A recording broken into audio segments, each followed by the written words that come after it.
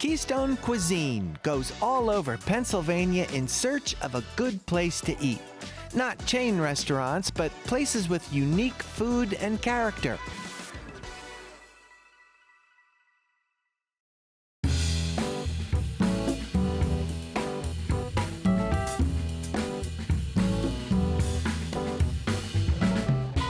When the new owners of the Rising Sun got a demolition permit back in 2016, some locals figured the restaurant was finished.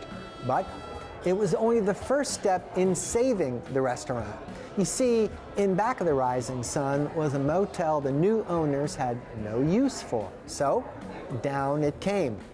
Then it was time to focus on renovating the 200-year-old restaurant structure. The goal was to gut the place, but preserve its rustic charm. That meant keeping intact floors that were made out of stone, brick, and concrete blocks. The Rising Sun was closed down for 2 years while they carried out the work. The earliest record for the tavern license being applied for was in 1794, so it goes back quite a while. So you're able to find those records somewhere. That's impressive that those records they still exist. Yeah, there is loose records. Someone acquired this book. The owner dropped it off for me to look through, and it has a lot of not a lot of history, but just some records here and there. It used to be a hotel as well. So in this photo, you can tell that right here in the corner, the trolley used to come up right in front of the building. And then they always had a cool sign outside. There's people just sitting on the porch having a good time. You can tell it's always been kind of a local favorite spot, especially with the trolley coming right in front of the building. This is before the renovation that happened in 2016, 17 renovation, then reopened as the Rising Sun Bar and Kitchen. They took the original neon too after the last sign I showed you and renovated the neon, and it is still out front hanging today. That takes extra work to restore neon these days. I mean, it's not as common as it used to be. No, it isn't. We have a great sign, People Boyer signs. They help us out with that. And then to the renovation, it leads the whole way inside the building, which we don't have from the dive bar standpoint that it was before it was renovated, but I'll point some of that out to you on our walk. Yeah, now when you use the phrase dive bar, certain things come to mind, of course, for our viewers. What should come to their minds as far as what the identity of the Rising Sun was before you completely renovated the place? Well, I don't like to be too judgmental, but that's the phrase I always hear from before. The building inside. Smoky here, pool table, stuff like that? Yeah, smoky pool table. There was apartments above here, and now it's just open rafters, so the ceiling was down low. They had turtle soup on the menu, and I was told the change a keg, they'd have to go down to the basement, and the bartender will give you a shot and a beer if you want to change the keg for them. So stuff like that. And to point out the history too, we just got in 2021 a historical preservation award for restoring and preserving a 200-year-old bar. And who gave you that award? It was presented by South Londonderry Historical Commission. Now tell me about your history here, Alex. First of all, tell us about your job. What is your title here at the Rising Sun, and what's involved? I'm the general manager, and I joke around a lot and tell everyone that means I generally do everything to my best ability. I just try and provide a great restaurant and experience for our guests and manage the staff, and we have an excellent staff that we built here throughout the years. What about the renovation? Did you have any input as to how the renovation was going to turn out? Because I understand the place was closed for a long time, 2 whole years. Actually, that sounds like an ambitious renovation. It was. There was a lot to do. I actually just started with the company at this point as a server over in Funk's in Palmyra in 2017. The owner asked me to come over in 2018. Oh, so there's a connection because the Funks own this place. Yep. And then they've been expanding, so they're doing things well and just keeping the ball moving. So they also own Funk's Restaurant, which is not far from here. No, they own Funk's Restaurant, Leola. They own Quentin Tavern, Mount Gretna Hideaway, TJ Rockwell's, both locations.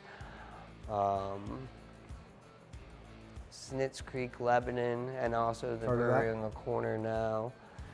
I don't want to forget everyone.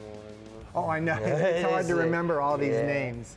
Oh, Hey, while we're by this wall, tell us about the exposed stone wall here. And I do mean exposed because it was covered up until fairly recently, right? That's what I was saying about the dive bar aspect too. During the renovation was there was plaster on the wall, and now it's all deconstructed but modified.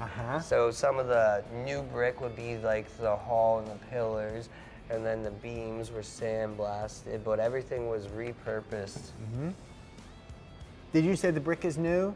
The the border bricks like around the windows. It looks fresh to me anyway. The entryways. Yeah, and before we enter the next room, we just have to appreciate how open this space is. And in the old days, that wasn't the case, right? Nope, it was apartments at one point. I think before that it was hotel rooms. Oh, you had a whole upstairs with apartments, so that Yep. floor came out, obviously. Yep. And then it just open concept. It's quite beautiful. Now tell us about this part of the dining room we're in. This feels cozy and dark. It is cozy. The lighting is great in here. When the sun is higher, we have chances of rain today. Right. It comes through here. A lot of people like our booths, but we only have 4. Hey, they look repurposed too. They got some years and some wear on them. Yep, it's all Now, are they meant from the original Rising Sun then? Or No, did I they come do in not from another believe source? So. I Yeah. think they came in for another source. Some of the things being a dive bar and like you mentioned, smoky. certain things you don't want. Try and make something new that you can only polish up so much before you have to replace it. You have to give up on it, yeah. This is what I was talking about, the rafters, and that was all repurposed and made a beautiful open kitchen concept for us. Sure did. It looks rugged. I mean, it really looks durable, and it's just beautiful anyway. So it's functional, it's beautiful. That's great. While we're in this area, so there's the kitchen, and you can see some pots on the stove, and eventually we're gonna have a cooking demo with your chef, Kevin. Yeah, he's been with us for a couple years now. He's been doing a great job. I sit down with him and we make the specials up throughout the year. He does most of the specials and the thinking. Sometimes So you work with the chef, huh? It didn't occur to me as Yeah. general manager. So you sit down, you have input into. Well, that's what I said. Generally Oh, everything. that's right. You do generally everything, right? Yeah. Kevin's the mastermind behind it. Sometimes I'll throw him an idea, but he's the one that figures out how to put it all together. Understood. Here's the He's- idea. Try to accomplish it. Yeah, now. and then he comes up with great ideas. Right now, one of our house-made soups was his idea, creamy roasted chicken corn soup. And he does great with the specials, like I said. And we change them up here and there and just try different things and see what we can do. Now this area we've walked over into it's an extension of the dining area, and there's a lot of daylight coming in here, so it feels different over here. Yeah, it definitely feels different, and we call this room the sunroom. I think that just kind of started when I was actually a server here. Because I started as a server and then slowly got promoted. Well, a month after head server to bartender to manager, and then eventually to general manager. So it definitely helped my How long did it experience. take you to climb that ladder? I think 2 years was the total. This company's really good with believing in people and giving them a chance, opportunity, and taking care of their employees, which is really important to me. I try and trickle that down. What did you learn from being a server that you can apply to your status now as general manager? I mean, there's got to be some insights from that job because you were interfacing with the public all the time. It was easier on the aspect of the customer service and what your customer needs. We make up menu tests for our new staff, and I did commonly asked questions that I would get at tables. So not like really like a corporation where you like broken down the drink ingredients, this. Yes. We have some like that to like throw it in there, but it's more commonly asked questions that your customer would say. So you have the answer, and you're knowledgeable about your food and beverage, and then also becoming the manager, I took it upon myself to go help the guys in the back door in the kitchen. So I learned how to cook and do the dishes, so I learned everything so I can help out wherever I'm needed. The Rising Sun took on a new identity after its renovation. Gone was the hangout for locals, and in its place was a more upscale, trendy establishment that might bring in diners who have no problem driving several miles for a meal or a drink. But the regular fans of the original Rising Sun, who missed their old haunt, had concerns that the new owners would turn it into just another link in a restaurant chain that they already owned. But the owners have assured customers that the new Rising Sun is a radical departure from their 30 years experience in the restaurant business.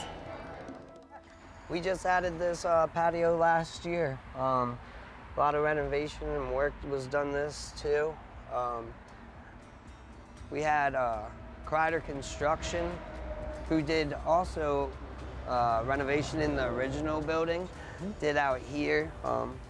Great job. He had a great team with him. The owner, the Funks, really pushed him to get it done, and he got it done in a good time. We have the patio is made out of pavers, and then we have a turf area in the middle with a lounge area included. Yeah, that artificial turf area, that is interesting. It is interesting. It was interesting to learn how to take care of it too. For sure. Hey, how about this wall, Alex? I know that this is something that has some history behind it. This wall was originally in front of a farmhouse. I believe it was a farmhouse down the road from the Quinton Tavern restaurant, which is another one of our locations.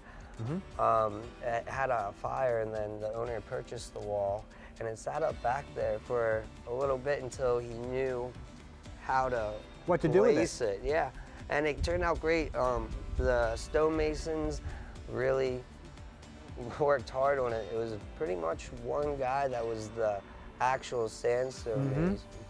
And that is hand carved, and I believe it's 100 to 110, 115 years old, something like that. But all of the stone is hand carved. Do we still have craftsmen that do that kind of work? Not that I know of. I'm sure there's someone out there somewhere, but I'm sure that it's a lot easier to use the machinery now. Sure. But the brick was placed in, and I actually had to go on Google Maps and go back through the years to find the original wall to give the stonemason an idea of how to put it together. And then the owner, Alan, really took good care then, saying, I want it there, but he did a great job. So this area accommodates, well, we have a number of umbrellas out here. How many people do you figure you can fit on your deck? I think combined with the inside-outside bar, because the door's open, I believe it's 100, 110. And it's worth noting that the main street here in Campbelltown is only a few feet away from your deck, just to give our viewers some orientation. It's right, it's on 322, so you're right through from Lebanon to Hershey. Right. We have a lot of guests too that stop, and they will be like, we saw your sign, that neon I was telling you about, as you pull in. See the neon pulls them in. And then they see the patio and then they come on in and they walk through the front door. See, in real estate, they call that curb appeal. Yeah. So that looks good, real good. It definitely has some good curb appeal.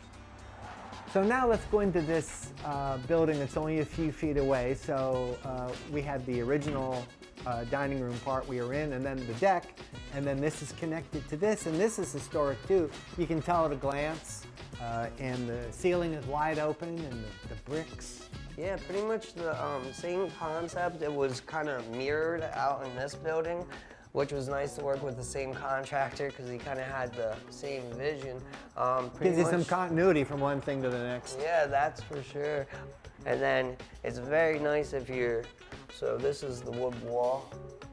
And then if you're sitting here, Yeah. during the summer and you just look outside, but if it starts raining, you're protected. Right. But also, you can sit on the other side and be outside and still be protected because the roof covers you. I see that, yeah. So we're here on a nice spring day and your doors are wide open? Yep. We try to try as soon as possible. This weekend I just had it open like this. We had some nice days. It's hard to predict with the weather. I'm still getting used to the That's the outdoor way- dining aspect. Yeah, spring in central Pennsylvania, you don't know what you're going to get from one day to the next. So That's it true. looks like you're ready to go, though. Like you said, you can really sit outside, or you can be inside and look outside because the doors are open. We also use this room during the winter, which Yeah. we weren't really planning on. Friday to Saturday night from 3 to 9, we shut all the doors, and then we have half of a bar and 8 tables in here that you can be sat at. And it's really nice because we do have 2 bathrooms out here. The stained glass window that's all lit up. Oh, was yeah, let's brought look at in. that. I wonder where that came from. Do you know any history I connected to honestly this? don't. I think they just Anyway, it's came pretty old. We across can it, conclude that, yeah. right? But when it's night out, it really shines and then glows, and you can actually see it from the inside there. of the building. But yeah, we shut the doors, and it's a completely heated room.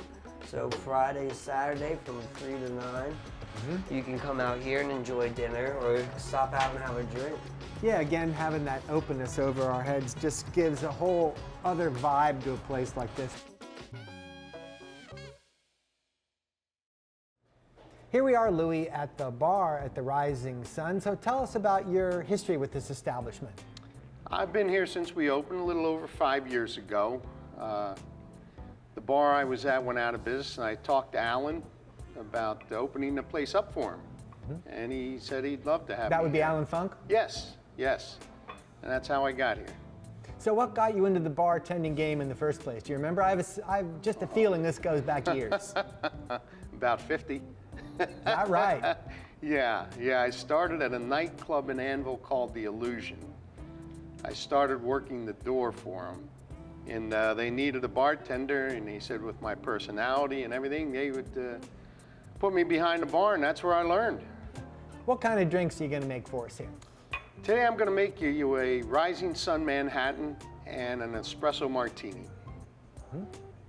Okay, let's start up Ready with to that. go? Yeah, let's see how you do that Manhattan. You tell us about the ingredients as you go. Okay. Because our viewers are going to take note what you're doing. We're going to use some Angel's Envy bourbon.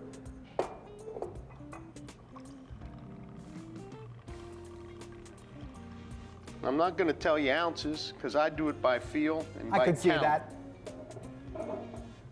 Some Antica Formula vermouth. That's an Italian vermouth, a little heavier, a little sweeter. Just a dash of that. A little cherry bitters. We use cherry bitters here. Just a dash of cherry, and we have some Luxardo cherries. Again, an Italian cherry. Again, a little heavier and sweeter than the regular. I see it's got a special thick coating on it. Yes, it does. And there's your Rising Sun Manhattan. This is probably our top-selling drink, an espresso martini. Very good. We use vanilla vodka, Kahlua, and espresso. Some people use different ingredients, but I think less is more sometime. Everybody says this is the best they've had. Make one for you?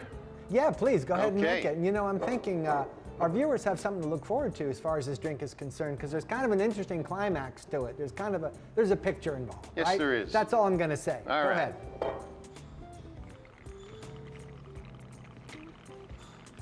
Again, I do it by count and feel. I've been doing this so long, ounces are gone. Me, I'd have the measuring cup out, but for you, experienced pro, not necessary. Probably one more count of vanilla vodka than you do Kahlua. Then you have a double shot of a fresh espresso, which makes a big difference.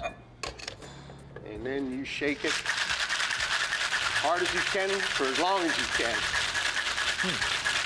That's what makes the espresso froth up on the drink. I thought you were going to say that's what makes the bicep big. Well, that too.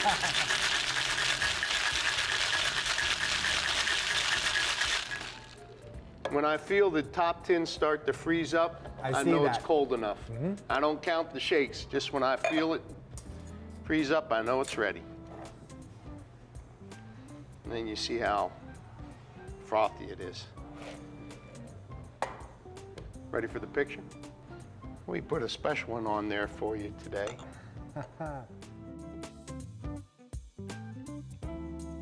The menu at the Rising Sun has been described as upscale pub fare.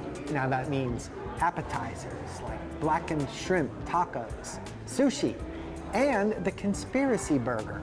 And you'll want to know what's in that. Potato cake, egg, bacon jam, smoked Gouda cheese sauce, tomato, and a cheese spread called, now here's my French, boursin. Now here's another item, the Rising Sun tuna poke. Tell you what's in that. Raw tuna, rice, ginger seaweed, avocado, cucumber, tomato, spicy mayo, eel sauce, and sesame seeds. Kevin, what are you going to show us now? Today I'm going to be making you guys a sunrise roll that consists of tempura, avocado, cucumber, and crab stick. And first, grab our tempura. And put that in there like that. You grab the avocado, get you a few pieces out of there. Put those in there like that. Get you a little bit of cucumber. Put that in there like that. Take your crab here. A little cut in that. Where do you get your ingredients from? You have an arrangement with local farmers, maybe? Between our distributors within John Gross and Cisco, we do a little bit of local stuff, but not too much right now.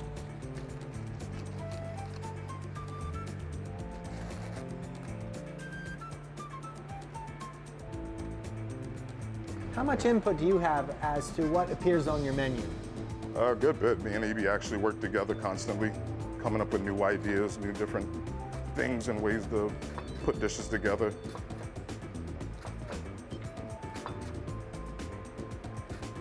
And we always go back and forth talking with the team, seeing how they want to do it. And then we come up with different plating ideas and make things together. And you got to get feedback from your customers too. Yes, sir. So it's great whenever they love the new rolls or any of the new dishes that we come up with. Put a little bit of seaweed on there, a little bit of ginger. This is a little bit of spicy mayo. Drizzle that over the top.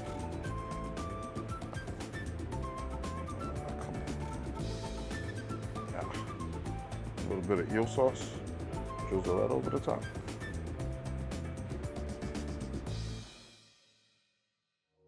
Today I'm going to be making you guys a whiskey mac.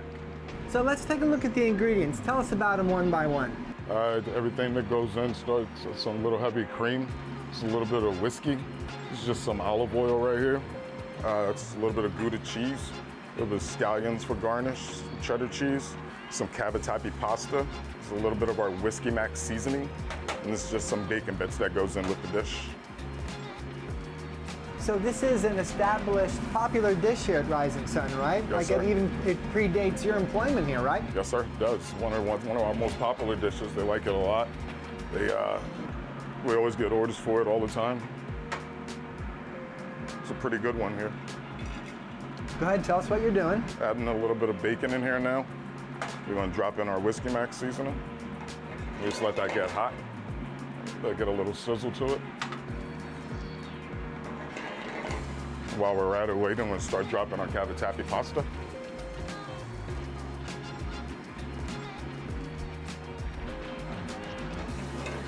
By the time you came to the Rising Sun, what kind of experience did you have under your belt?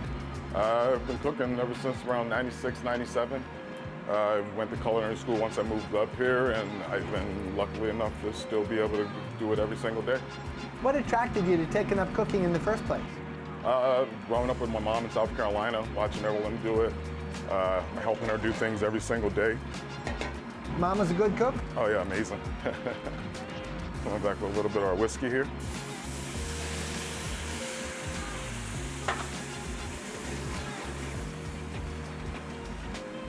Let that flame go down. Yeah, how much of that burns off? A good percentage of it. Try to cook off as much flavor as you want. You just want a little hint in the back of it. Keep that name Whiskey Mac. We go in here with our heavy cream a little bit here. So this is kind of an exotic variation on a down-home traditional dish. Yes, sir. With the mac and cheese, but with a little kick to it.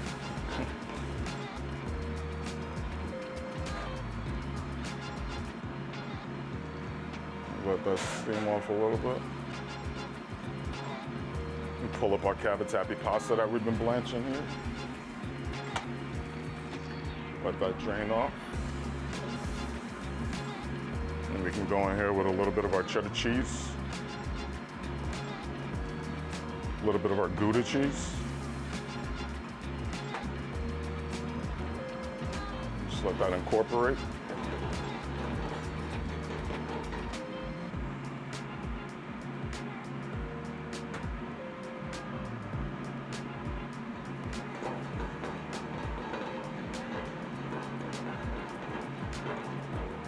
Kevin, when you're back here in this hot kitchen on a busy day, how much help do you have back here? We usually have at least around 8 or 9 of us, strong team of people that come in to help out. Everybody's skillful, everybody's helpful, everybody's knowledgeable. And everybody wants to learn every day, so that's one of the best parts. Adding our pasta.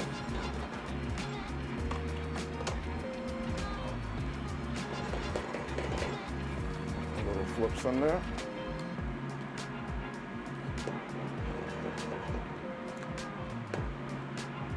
There we go. Turn it around, grab our plate here. Couple more flips. Plate her up. And now we garnish it. A little bit of cheddar cheese there. A little bit more Gouda. More cheese on top of the cheese, never hurts. Absolutely. A little bit more bacon bits on there. And a little bit of scallions. And that's your Whiskey Mac.